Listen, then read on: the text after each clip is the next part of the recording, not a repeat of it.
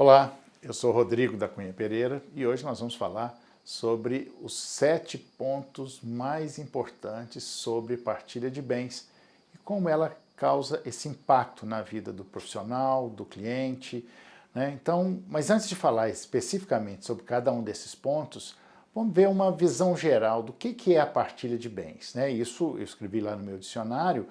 E só para lembrar um pouco, entrando mais nessa técnica, a partilha de bens é a divisão ou repartição de bens ou patrimônio segundo a relação jurídica que se formou, em tantas porções quanto forem os beneficiários.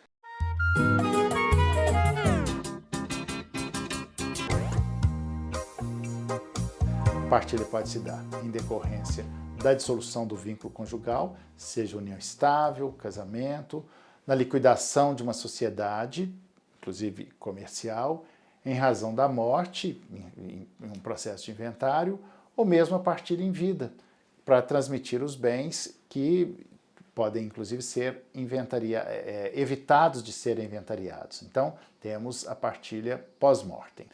Bom, antes de entrarmos especificamente em cada ponto, vamos lembrar aqui que a partilha de bens para o direito de família e sucessões é a finalização, né, de um processo. Por exemplo, quando tem um divórcio, uma dissolução de união estável, que podemos fazer essa partilha consensual, que é o ideal, porque uma partilha litigiosa, uma partilha judicial litigiosa, ela vai demorar anos. Então, assim, nós devemos evitar isso. Raramente um processo litigioso de partilha de bens chega ao seu final, ela demora décadas. Isso tanto na partilha em razão da dissolução do vínculo conjugal, quanto em razão da dissolução, em razão da morte, né? Quando o inventário. O inventário hoje, se o inventário é demorado, mesmo sendo consensual, por várias razões, seja em razão do caótico sistema judiciário, em razão do acúmulo de processos, quando é litigioso, então, isso é que a coisa fica mais difícil ainda. Mas nós, profissionais, temos que enfrentar isso, temos que enfrentar essa partilha de bens.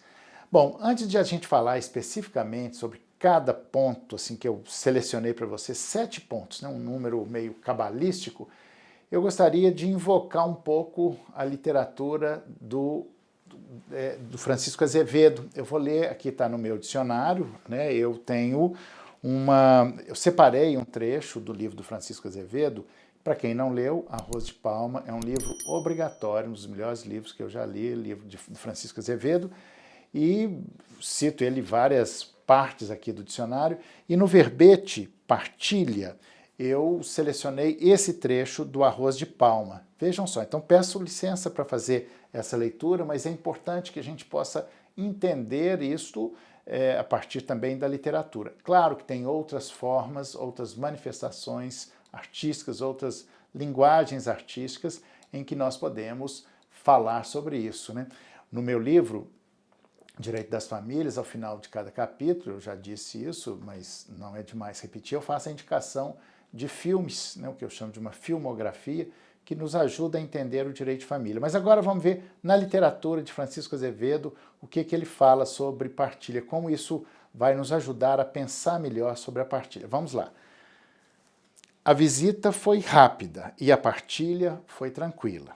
Acredito que já estávamos purificados pelo vômito coletivo no dia do enterro de tia Palma. Para meu alívio, Leonor levou praticamente tudo. Joaquim e Nicolau ficaram com uma coisa ou outra. Pedi para mim o oratório. Todos concordaram de imediato. Havia longos silêncios enquanto íamos separando isso e aquilo. Jogamos muita coisa fora. Foi Loner quem, sem pestanejar, enfrentou os armários com as roupas e os guardados. Rasgamos papéis, determinamos o que poderia ser doado, conservamos o que para nós fazia sentido. A divisão foi se acertando com inacreditável facilidade. Lá pelas tantas, não sei de quem terá sido a iniciativa, improvisamos uma refeição ligeira e nos sentamos pela última vez à mesa da infância. Rimos, lembramos casos engraçados da tia Palma, súbitos destemperos de papai e pequenas manias de mamãe. Senti saudade, no singular. Estávamos bastante emocionados quando nos despedimos, talvez porque já intuíssemos o afastamento gradativo. Então, essa pequena amostra do Arroz de Palma, do Francisco Azevedo, só para a gente introduzir e falar de partilha. Esse aqui, é claro, é um livro, uma literatura, em que se deu uma partilha de simples objetos, de pequenas coisas, né? Não era propriamente assim, um problema, mas todos vocês sabem que a partilha, principalmente em razão de inventários, né? Na partilha, quando se faz o inventário, tem sempre há divergências, né? E essas divergências no inventário, na partilha, no inventário e partilha, elas advêm sempre de uma reivindicação que é subjetiva, que é anterior, né? O Lacan fala que toda demanda é uma demanda de amor. Então, quando as pessoas estão brigando ali no inventário por um bem ou outro, na verdade, eles não conseguem muito entender, não se sabe exatamente o que aparece objetivamente para se fazer essa partilha, é uma coisa, mas no fundo, subjetivamente, se for aprofundar um pouco mais, são reivindicações antigas, né? Como se assim, ó, meu pai me amou mais, minha mãe me amou menos. Então, isso ali vem em torno de meio que de uma vingança, né? Então, essas partilhas, e nós, advogados, temos que saber lidar com isso, saber lidar com essa subjetividade que permeia a objetividade. Isso aparece muito, é muito comum na partilha. Aliás, o nosso desafio como advogados é exatamente pegar toda a confusão dessa subjetividade e transformá-la em objetividade de uma partilha. Nós precisamos fazer um texto jurídico é um texto objetivo. Mas às vezes ele não acontece porque tem essas razões subjetivas que vão empurrando, que vão atravancando. Isso é muito comum nos inventários. Na partilha em decorrência do fim da conjugalidade, é muito comum também que ela não vá adiante, porque tem sempre uma divergência, tem ângulos de visão diferentes, e as pessoas também querem tirar uma desforra ali, né? Primeiro porque o que vem objetivamente é que o justo tem ângulos de visão diferentes, então nem sempre essas partilhas do fim da sociedade conjugal, elas são muito tranquilas. Nós, advogados, devemos sempre forçar para que se faça uma partilha consensual. Se não der para fazer a partilha de tudo, assim como no inventário, fazemos daquilo que é possível e depois podemos fazer uma sobrepartilha, né? A sobrepartilha daquilo que não foi partilhado antes. Muito comum isso no inventário. Às vezes tem uma parte controversa, porque chegou um filho que não se conhecia, que aparece agora, ou uma união estável. Então, separa aquela parte e toca o inventário, porque se não for assim, esse inventário vai durar uns 30 anos, pelo menos. Não é brincadeira isso, mas por isso que nós temos que pensar, nós advogados, temos que ter esse discernimento. Então, se não der para partilhar tudo, partilhamos uma parte, fazemos a outra em sobrepartilha. Mas as partilhas decorrentes da dissolução do vínculo conjugal talvez sejam mais demoradas ainda, porque é muito comum misturar empresas, até demonstrar que aquelas empresas foram constituídas antes e cresceram durante o casamento. Tudo isso não é muito simples, né, nessa questão de se partilhar bens em decorrência do vínculo, da dissolução do vínculo conjugal. Bem, mas vamos lá, para a gente objetivar, já que nós estamos falando de objetividade, né, pegar a confusão da subjetividade, transformá-la em objetividade, vamos ao primeiro ponto importante. Olha só. Primeiro, então, em qualquer dos casos, a partilha pode ser feita de forma judicial ou extrajudicial, claro. Então, essa partilha realizada em juízo ou por escritura pública, em cartório de notas, se consensual, em cartório de notas somente se for consensual, sem filhos menores, sem menores, isso quando eu falo de filhos, mas pode ser também de herdeiros menores ou incapazes, né? Que portanto, a partilha pode ser feita assim, judicial ou extrajudicial.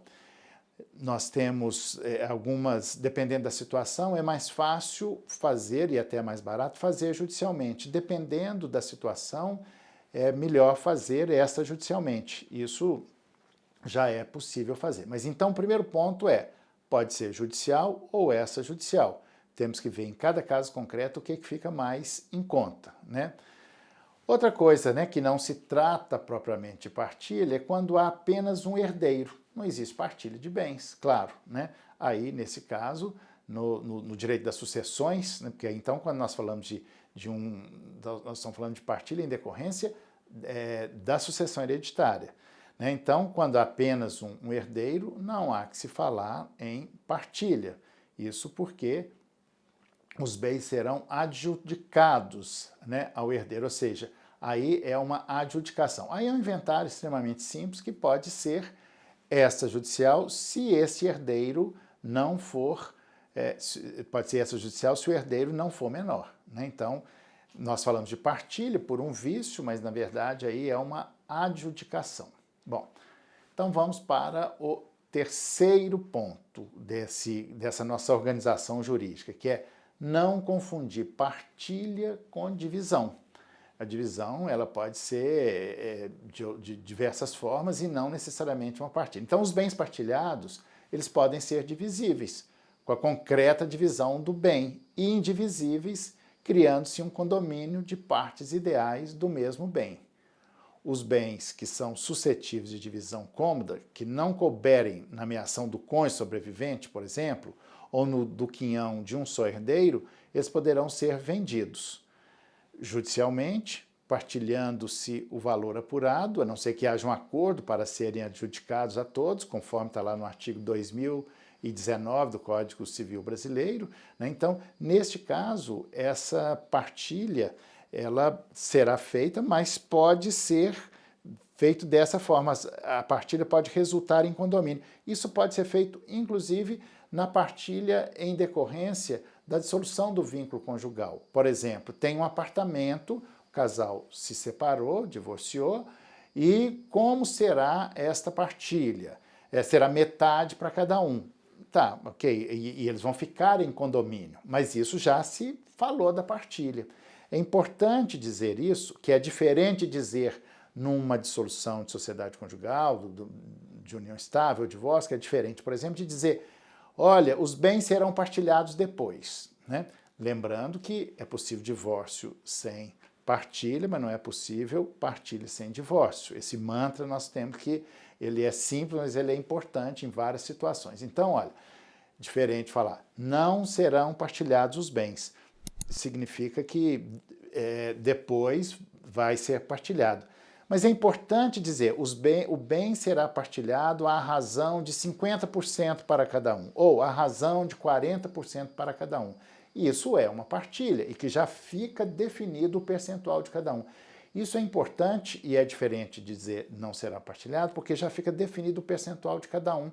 Para quê? Porque isso pode, caso não se estabeleça nada em contrário, nada diferente, um pode cobrar frutos da propriedade comum. Então, é possível fazer uma dissolução de sociedade conjugal e ficar em condomínio com um bem ou outro, ou os bens. Né? Às vezes, nem sempre é possível, ou então dizer, vai ficar 40% para um, 60% para outro. Isso é uma partilha, mas não é uma divisão. Essa divisão ela vai ser feita posteriormente. E como estão em condomínios, futuramente uma das partes poderá alienar, dissolver o condomínio. Aí você sai do direito de família e sucessões, porque no direito das sucessões, no inventário também, você pode fazer partilha em percentuais, em cotas ideais. Por exemplo, aquele apartamento ficará para os 3 filhos, né? Para os 3 filhos, e esses 3 filhos, cada um terá 1/3 daquela parte. Nós não podemos esquecer que, geralmente, no inventário, se o falecido deixou cônjuge, sobrevivo ou companheiro, então, e se aquele bem é metade do companheiro ou da mulher, né, do sobrevivo, é preciso separar que primeiro metade e depois divide-se por 3. Lembrando, então, inclusive, porque vai ter uma interferência aí, que aqueles que são casados pelo regime da comunhão parcial de bens ou que vivem em união estável pelo regime da comunhão parcial de bens e vivem em comunhão parcial de bens, mesmo aqueles que não disseram nada, aqueles que não escolheram o regime. Quem não escolhe, a lei escolhe por ele, ou seja, regime da comunhão parcial de bens, que significa que tudo que foi adquirido na constância da união, a título oneroso, será partilhado. Mas no caso de partilha, em caso de morte, como será feito? Primeiro, apura-se a parte, a meação, e olha só, são dois institutos importantes, meação e herança. Apura-se a meação e do que sobrar a outra parte é a herança. E aí é que vai dividir para os herdeiros. Quem são os herdeiros? Os filhos, por exemplo, que são inclusive herdeiros necessários. E a companheira ou o cônjuge, ele será herdeiro naquilo que não é meeiro. Então, se o cônjuge, se o falecido ou o companheiro tinha bem particular e que não entrou na meação, ele não entrou na meação, mas ela, a companheira, o cônjuge, vai receber a meação dos bens comuns, mas vai entrar na herança também, na parte da herança dos bens particulares. Isto porque o que herda não meia e o que meia não herda. É uma frase que ajuda a gente bastante a lembrar dessa história. Então, divisão de bens é isso. Pode-se fazer a partilha, mas deixando que os herdeiros ou os cônjuges fiquem com suas frações ideais. Isso é diferente de dizer não vamos partilhar, porque você pode, como eu disse, cobrar aluguel, por exemplo. Bem, então vamos adiante. Quarto item, né, dessas questões importantes de partilha de bens é que tem uma ação do tempo sobre o direito, que se chama prescrição. Então, extingue-se em 1 ano o direito de anular a partilha. Se fez uma partilha e ela foi eivada de algum vício por algum motivo, né? Porque, na verdade, a partilha ela tem efeito meramente declaratório, porque a titularidade dos bens ela já pertence aos interessados. Por exemplo, na sucessão hereditária, com o falecimento, os herdeiros passam a ser imediatamente, pelo princípio da sesine, né, que todos vocês conhecem, passam a ser imediatamente os herdeiros. Mas a efetivação disso é que se faz com o inventário. Mas, então, os herdeiros passam a ser, a partir no minuto seguinte, no instante seguinte ao da morte, eles passam a ser titulares. O inventário, a partição, tudo isso é um detalhamento, um desdobramento disso. Mas a partilha, uma vez feita e julgada, né, se foi feita judicialmente, então o juiz homologou a partilha, quando é acordo, ou então o juiz decretou, deu a sentença, né, a partilha será feita assim, ela só é anulável pelos vícios e defeitos que invalidam os negócios jurídicos em geral. Isso tem um artigo expresso, que é o artigo 2027 do parágrafo único do Código Civil, que fala que extingue-se em 1 ano o direito de anular a partilha. Em síntese, 1 ano é o prazo que se tem para anular uma partilha. Obviamente que não é tão simples anular uma partilha, tem que se preencher todos aqueles requisitos, né, dos vícios, enfim, tal. Mas é possível, ela é anulável, claro. Bom, o quinto item sobre partilha de bens que eu queria trazer para vocês, só para a gente organizar esse raciocínio e imprimir uma objetividade, é que a partilha de bens ela pode ser, já disse, né, de forma amigável, né, e o ideal é que ela seja feita de forma amigável, que é o ato jurídico pelo qual se instrumentaliza a divisão de bens com a concordância de quem de direito naquela relação jurídica. Evidentemente, por ser negócio jurídico, para fazer essa partilha amigável exige agente capaz, objeto lícito, possível, né, determinado e determinável, e forma prescrita e não proibida em lei. Então, é isso. Bom, vamos para o sexto item, né? É possível fazer a partilha de bens em vida por meio de doação ou testamento. Isso tem vantagens e desvantagens. Qual a vantagem? Bom, primeiro, a vantagem é que essa prática pode evitar longos processos de inventário. Né? O inventário, além de ser caro, demorado, desgastante, né? Isso pode evitar. E, geralmente, a partilha em vidas, ela acontece quando, aí nós estamos falando especificamente de partilha em decorrência da sucessão hereditária, porque aqui nós estamos falando de partilha A ideia é falar de partilha em geral, tanto em decorrência da sucessão hereditária e da dissolução da união estável. Aqui agora nós estamos falando especificamente da partilha em decorrência da sucessão hereditária. E a vantagem de fazer o adiantamento, fazer essa partilha em vida, é que eu posso, então, fazer esse adiantamento e reservar usufruto, por exemplo. Isso está dentro de um dos itens do que a gente tem feito muito, que é uma coisa, uma característica, uma tendência do direito de família e sucessões, que é fazer um planejamento sucessório. Fazer um planejamento sucessório é importante porque ele vai evitar muitas brigas, muitos desgastes, né?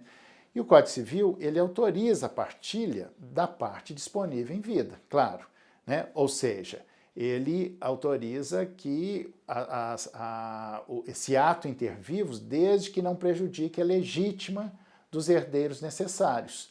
Então, o que é a legítima, né? Todo mundo já sabe, mas só para a gente encadear o raciocínio, legítima é a parte indisponível. Se eu tenho herdeiros necessários são descendentes, ascendentes, cônjuge e companheiro. Companheiro eu coloco uma interrogação, porque eu entendo que companheiro não é herdeiro necessário. Isso é uma polêmica, é uma discussão, mas só estou fazendo essa referência aqui porque a maioria entende que o companheiro é herdeiro necessário. Herdeiro necessário é aquele que necessariamente vai herdar. E essa parte da legítima é uma forma de proteção àquelas pessoas que são vulneráveis. Eu sou a favor da legítima, tem gente que acha, quer dizer, não se trata de ser a favor ou contra, eu estou dizendo ser a favor porque a legítima, há quem entenda que ela deveria ser extirpada do ordenamento jurídico brasileiro.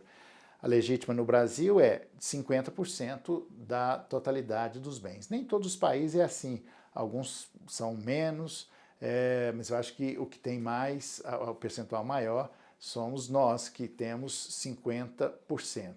Isso protege o vulnerável. Aliás, vulnerabilidade, a palavra de ordem da contemporaneidade. O direito deve proteger as pessoas vulneráveis. Quem são os vulneráveis? Neste caso da sucessão hereditária, por exemplo, apareceu um filho fora do casamento que nunca conheceu o pai, né? Sempre foi rejeitado pelo pai. Então, ele vai ter o direito garantido de ser herdeiro. Claro que o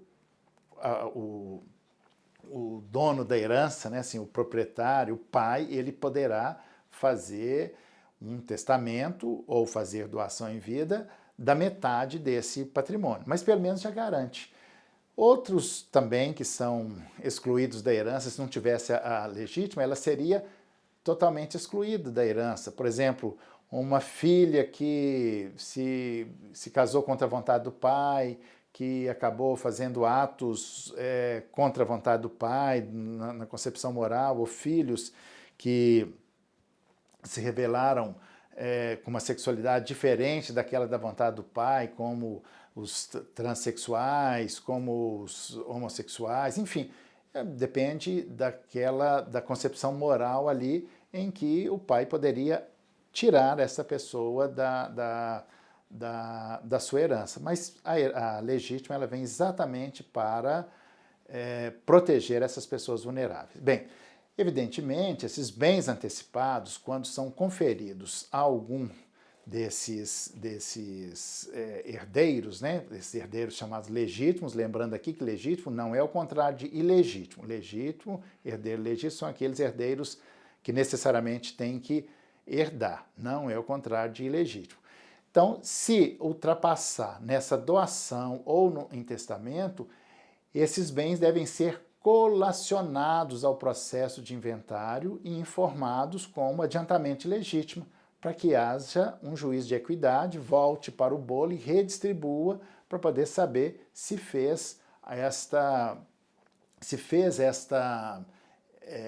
respeitou a legítima, né? Então, esses bens devem ser, portanto, colacionados. Bem, então o nosso sétimo e último ponto sobre partilha de bens que eu organizei aqui para a gente pensar melhor sobre a partilha de bens é que o testamento pode ser, é uma dúvida, na verdade eu trago uma pergunta, o testamento pode ser definido como partilha em vida? Não, não é partilha em vida, porque o testamento é disposição para disposição de última vontade. É um ato unilateral que pode ser, que é para ser cumprido depois da morte, né? Então, por exemplo, o testamento vital, indo um pouco além nessa questão aí do testamento. Testamento vital, você sabe, é uma expressão tecnicamente inadequada, mas o correto seria dizer diretivas antecipadas da vontade. Mas popularizou e a gente chama testamento vital. Testamento vital é uma disposição para ser cumprida antes da morte. Por exemplo, eu não quero ser entubado, eu não quero que isso seja, que minha vida seja estendida, né, que tenha cuidados paliativos, né? E atenção, e depois nós podemos até voltar a esse assunto, mas isso não significa se eu deixar essa minha disposição escrita, né, em diretivas antecipadas da vontade, no que popularmente ficou conhecido como testamento vital, não é uma eutanásia, né, é uma ortotanásia. Então tem diferença de eutanásia e ortotanásia.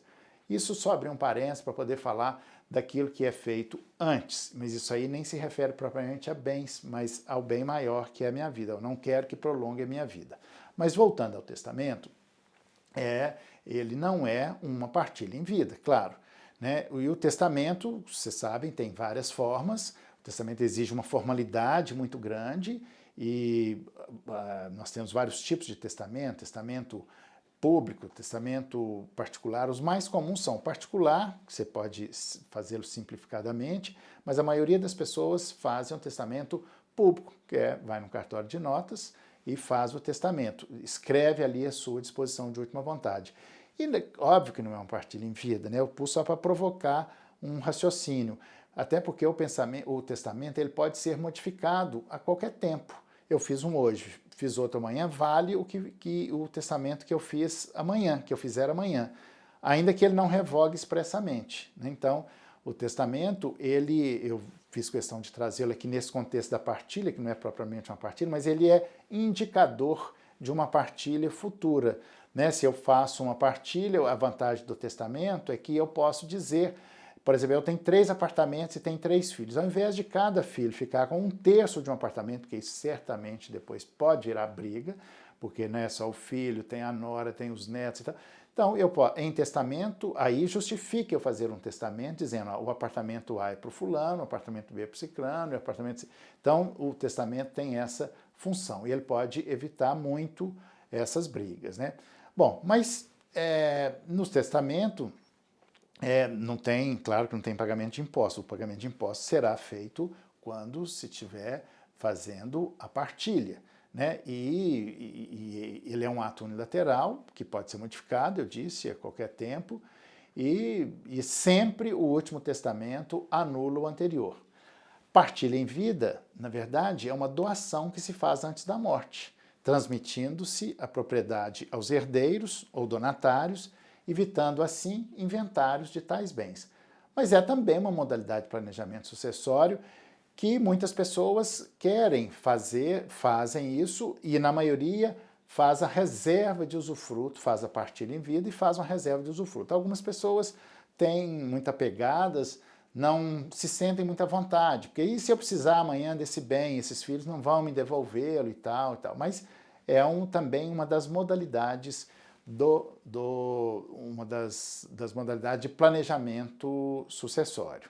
Então esses foram os 7 pontos, né, esse número cabalístico, 7 pontos capitais sobre a partilha. E para você que quer continuar recebendo os meus conteúdos, se inscreva no meu canal do YouTube, ative o sininho.